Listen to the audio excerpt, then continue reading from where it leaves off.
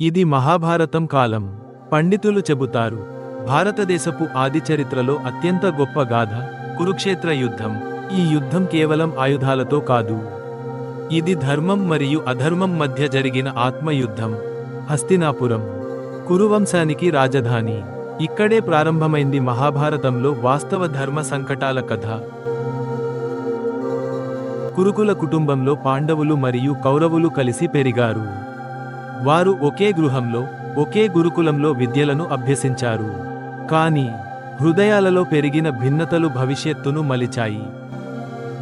పాండవులు ధర్మానికి ప్రతీక, ధనుర్విద్యలో నిపుణులు, వినయశీలులు, రాజధర్మాన్ని గౌరవించేవారు. కౌరవులు దుర్యోధనుడి నాయకత్వంలో అధికారం కోసం ఆకలితో ఉన్నవారు. వారి గర్వం, క్రోధం యుద్ధానికి దారితీసింది. అర్జునుడు మరియు దుర్యోధనుడు ఇద్దరూ యుద్ధానికి సిద్ధంగా ఉన్న వారి లక్ష్యాలు భిన్నం. ఒకడు ధర్మబద్ధత కోసం, మరొకడు అధికారం కోసం. ఇది కేవలం ఇద్దరు సైన్యాల మధ్య యుద్ధం కాదు, ఇది ధర్మం మరియు అధర్మం మధ్య శాశ్వత పోరాటం. హస్తినాపుర రాజదర్బార్ ప్రజాస్వామ్య స్థలంగా ఉండాల్సింది. రాజకీయ కుట్రలకు వేదిక అయింది. శకుని బుద్ధిమంతుడు కానీ కుట్రకారుడు.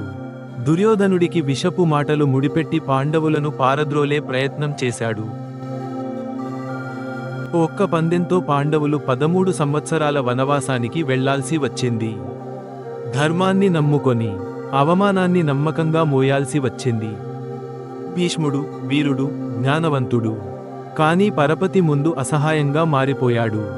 ధర్మాన్ని కాపాడలేకపోయాడు. శకుని చేతిలో పాశాపటం పాండవుల భాగ్యాన్ని నిర్వచించింది. ఈ చాటువాటితోనే వారి రాజ్యాన్ని కోల్పోయారు. దుర్యోధనుడి ముఖంలో వికృత చిరునవ్వు విజయం కాదు, అది పాపం పుట్టించే ఆనందం. ధర్మరాజు తన ధర్మాన్ని పాటిస్తూ పందెంలో ఓడిపోయాడు. పాండవులు తలదించుకుని నిలబడ్డారు, కానీ వారి మనస్సు గౌరవంతో నిండినది. అన్యాయంగా న్యాయం అడిగిన ద్రౌపది హస్తినాపుర రాజసభలో అవమానాన్ని ఎదుర్కొంది. విద్వాంసులు, వీరులు, రాజులు ఆమె అవమానాన్ని చూసి గళం విప్పలేదు. ఒక స్త్రీ ధర్మం కోసం నిలబడగా ధర్మం నిశ్శబ్దమైంది. ఆ క్షణంలో శ్రీకృష్ణుడు దేవతలొక పరమాత్మగా వెలుగులా దర్శనం ఇచ్చాడు. ఆమె గౌరవాన్ని రక్షించాడు.